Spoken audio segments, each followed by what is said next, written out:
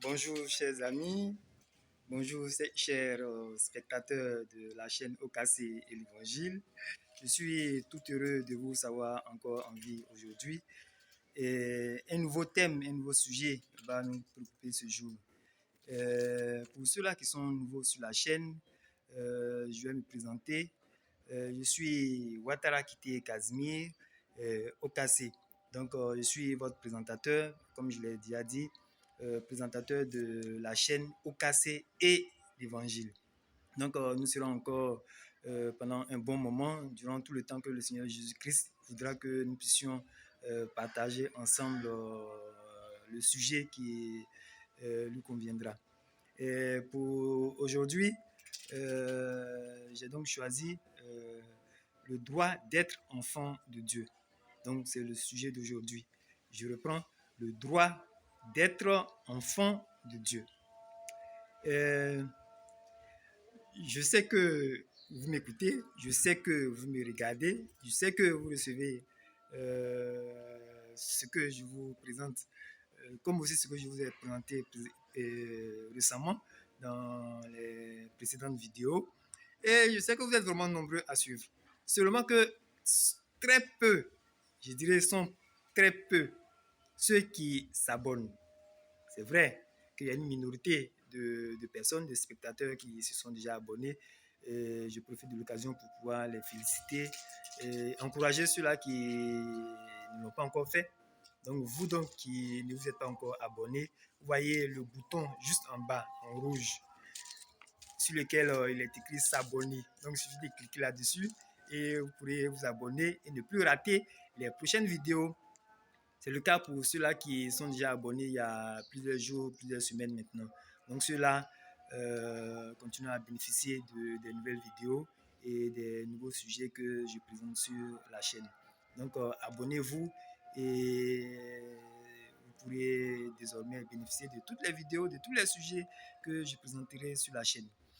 Je l'ai déjà dit, je le répète juste à ceux-là qui sont là pour la première fois.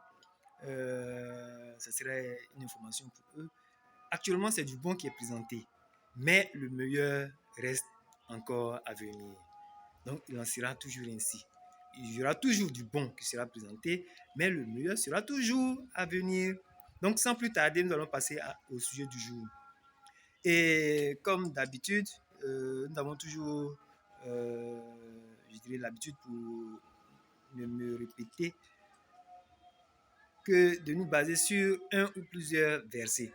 Donc, c'est ce que nous avons fait précédemment. Et aujourd'hui encore, nous allons nous baser sur un ou plusieurs versets. Et le verset principal, c'est celui de l'Évangile selon Jean, les versets 13, je dirais les versets 12 et 13. Voilà, donc je reprends le sujet d'aujourd'hui, à savoir le droit d'être enfant de Dieu, va porter, ou encore sera basé sur les versets 12 et 13 de l'Évangile selon Jean.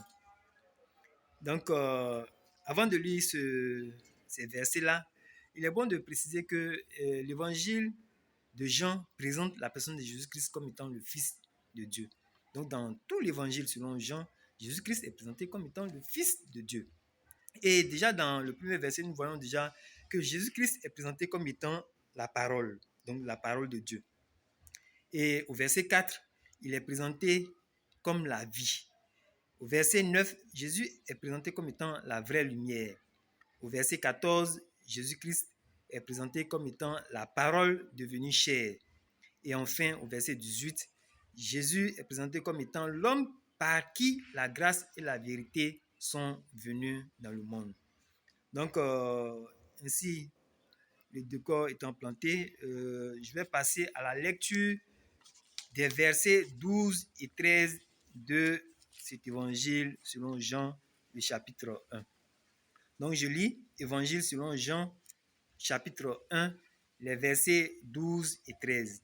Je lis dans la version de la Bible d'Arby.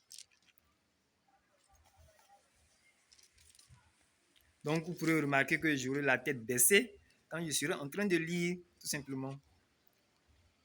Il est écrit: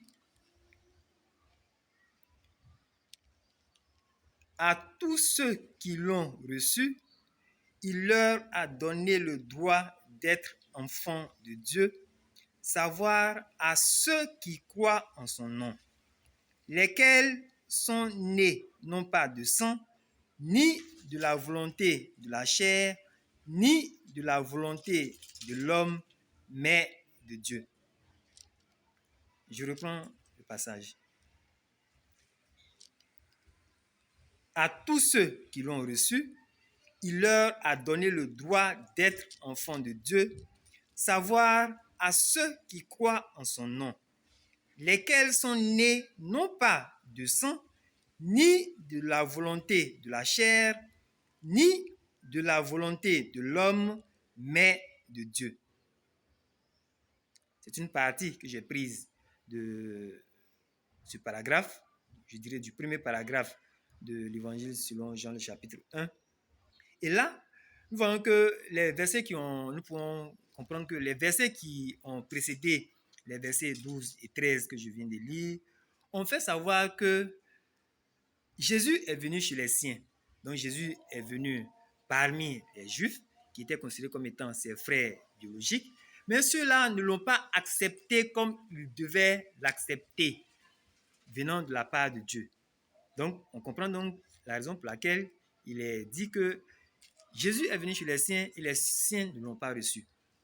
Mais à tous ceux qui l'ont reçu, il y a un mais qui suit, mais, connecteur logique d'opposition. Donc, mais à tous ceux qui l'ont reçu, à tous ceux qui ont reçu Jésus, Jésus leur a donné le droit d'être enfants de Dieu. On comprend donc que nous sommes tous nés et tous nous sommes créatures de Dieu, mais tous ne sont pas enfants de Dieu, dans la mesure où nous devenons enfants de Dieu. Chaque homme devient enfant de Dieu, et cela en Jésus. Et c'est en cela que nous voyons qu'il est écrit que Jésus donne le droit d'être enfant de Dieu. Donc le droit de devenir enfant de Dieu, le droit de prendre la place d'enfant de Dieu. Et c'est Jésus qui donne cette place-là d'enfant de Dieu. C'est Jésus qui donne le droit de devenir enfant de Dieu.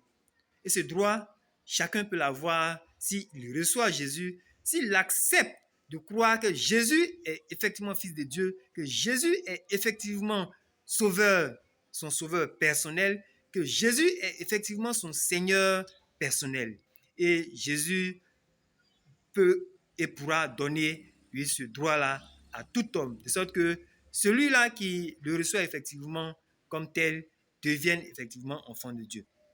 Et par la suite, nous voyons qu'il est précisé que ceux-là sont nés effectivement de Dieu. Donc celui qui reçoit Jésus, à qui Jésus donne le droit de devenir enfant de Dieu et qui devient effectivement enfant de Dieu pour avoir reçu Jésus, celui-là est considéré comme étant né de Dieu.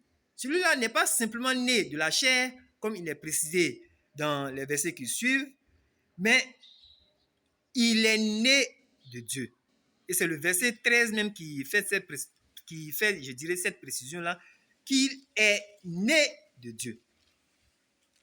Il n'est pas seulement né de sang, ni de la volonté de l'homme, quoique l'homme ait voulu que tel ou tel homme naisse, mais la Bible précise que celui qui reçoit Jésus n'est pas simplement né de sang, quoique le sang coule dans ses veines, mais il n'est pas simplement né aussi de la volonté d'un homme, mais il est né de Dieu.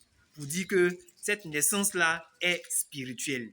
Donc, devenir enfant de Dieu n'est pas, je dirais simplement physique, mais cela est plus spirituel. Au-delà du physique, cela est spirituel.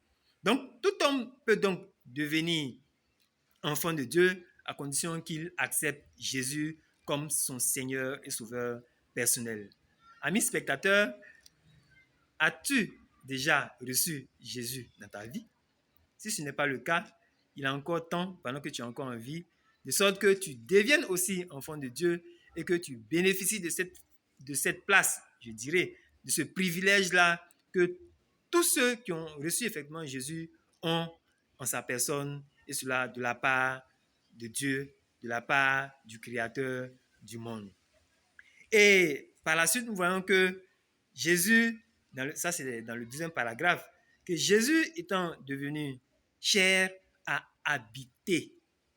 Donc la parole devenue chair, Jésus qui est la parole, est devenu chair, vu qu'il a pris le corps en tant que Dieu, il a pris le corps de l'homme, à part le fait qu'il n'a commis aucun péché, à part le fait qu'il n'existe en lui aucun péché, aucune trace de mal. Et nous voyons que par lui, par ce Jésus-là, la grâce et la vérité sont venues dans le monde.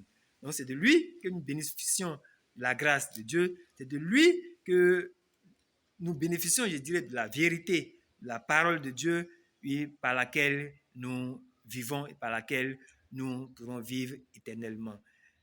Merci encore à tous et à toutes de m'avoir suivi ce jour.